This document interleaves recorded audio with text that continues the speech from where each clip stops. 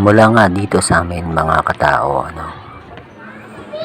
kung kita nyo dito sa amin sa Centro Plaza, sa Longos, sa Pote Tres, may kita nyo na talaga yung usok na nanggagaling mula sa Sitio Wawa, na kung saan ngayon ay nagaganap ang isang malakihang sunog. Grabe. Nung nakaraang buwan lang halos nasunugan din kami dito sa lugar namin, yung Sitio Wawa. Ngayon yung Sitio Kanlura naman. Grabe na yung dinadanas ng lugar namin. Kitang-kita nyo yan, Talagang pati yung buong kalsada halos punong-puno na ng usok, Yung mga tao sa amin halos nag-face mask na, dahil kung talagang makikita nyo, grabe yung kapal ng usok papunta dito sa Setio Sentro, na nagmula sa Sitio Wawa, kung saan ngayon ay nasusunog dito sa aming barangay. Grabe.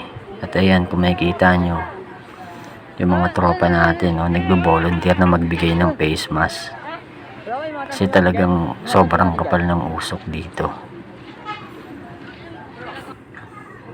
Yan ayan yung nagaganap na sunog sa Sitio Wawa dito sa aming barangay. Grabe, kung makikita nyo, talaga namang napakalakas.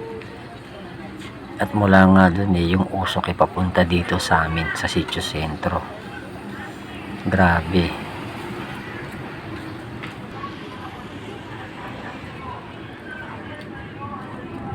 Yan ang aming barangay, Makita nyo, maraming tao. Talaga naman ang daming nasalanta. Humigit kumulang nasa 1,000 bahay o higit pa yung nasunog, na ngayon ay inaapulan ng ating mga bumbero. Kita niyo sa barangay namin, talagang tinutulungan ng bawat pamilya, Sinasakay sila sa truck, pamilya, para ihatid sa mga evacuation center dito rin sa bayan ng Bacoor. Ang mga evacuation center, Molino, San Nicolas, sa bayan, talagang nagkawatak-watak yung tao, yung mga taga sa amin, dahil sobrang dami talaga ng nasalanta. May kita nyo naman sa video, halos yung kalsada na puno na ng tao. Grabe. Lahat ng gamit nasa labas. Yung iba wala nang nailigtas sa kanilang mga gamit, kundi yung mga sarili na lang nila.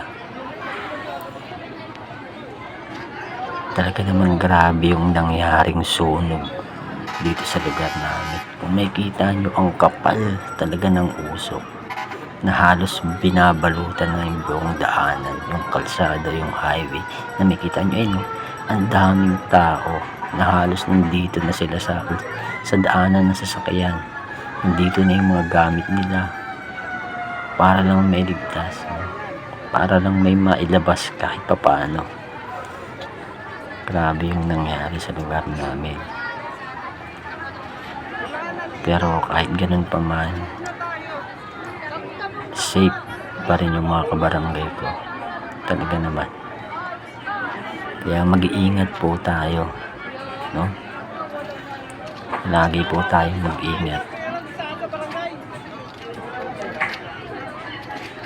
Grabe. Isang trahedyang hindi makakalimutan to dito sa aming barangay. Sa mga nais po magbigay ng tulong, magtungo lang po sa aming barangay. Salamat po.